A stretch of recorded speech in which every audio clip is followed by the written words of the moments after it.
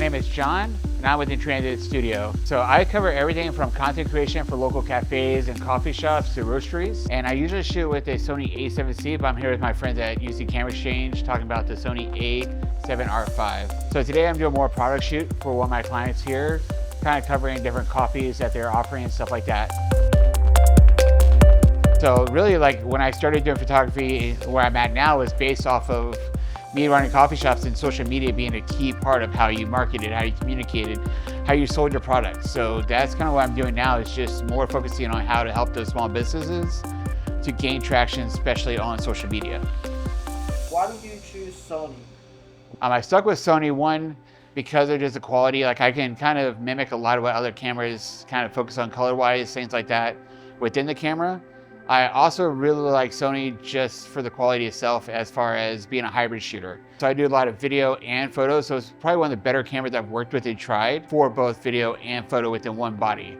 I originally, like way back in 2014, I shot with a Nikon 5100 just because it had the swivel screen out, and I found Sony still does that very well. And again, going from photo to video with one body and the efficiency, it was just a lot easier sticking with Sony.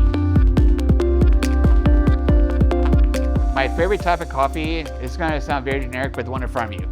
Literally, like, I usually tell my baristas to surprise me, so it can go anywhere from a latte, it can go to a cold brew, it's whatever they're feeling.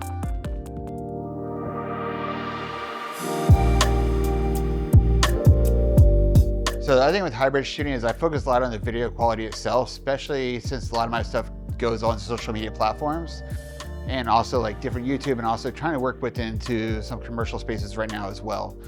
With the Sony A7R V, it does up to 8K at 30 frames per second, but also 4K at 60 frames per second. So that little bit difference makes a huge change, especially when I'm talking about the 4K on the AR5. Since that doesn't come cropped, it allows me to actually make some adjustments on my side when I'm editing to kind of either crop it in slightly to what I need without having to worry about losing my full frame of focus and my subjects. So I think that 8K is definitely going to be a big thing to move into products.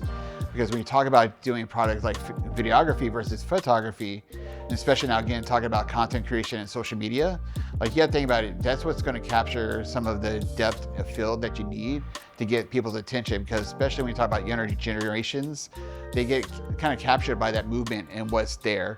So it definitely makes it a little more cinematic than what you need to do in post-production.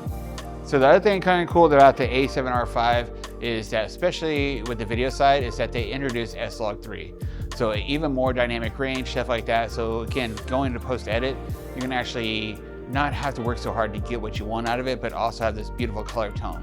Again, since what I shoot, sometimes there's a lot more people, stuff like that, it makes me a little bit easier for me to match skin tones and also add in like a little bit more detail into what I'm shooting. Because sometimes, again, coming from an older Sony, I kind of lost the details I needed or wanted when I actually go to post edit. It looks great in camera, but once I get it into my computer and start editing, it's just not there.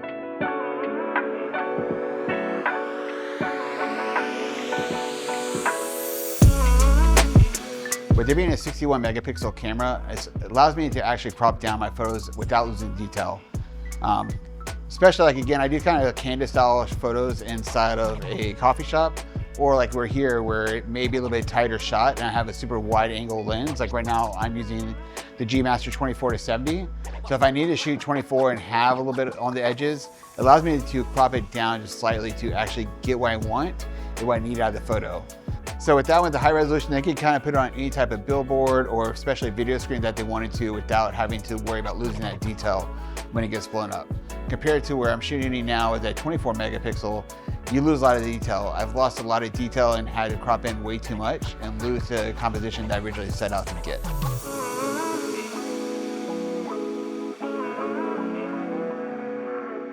I want to really thank UC Camera Exchange for letting me borrow the Sony AR5, also Sony for making some amazing products. I also want to shout out Greenway for letting me use their space, take some also photos for them, and team up with them for a lot of different projects. If you want to follow me, check out what I do, check me out at the John Sanson and also In Transit Studio HTX. Hey, thanks for tuning in. Don't forget to like and subscribe, and come visit us at the Houston Camera Exchange, 5900 Richmond Avenue.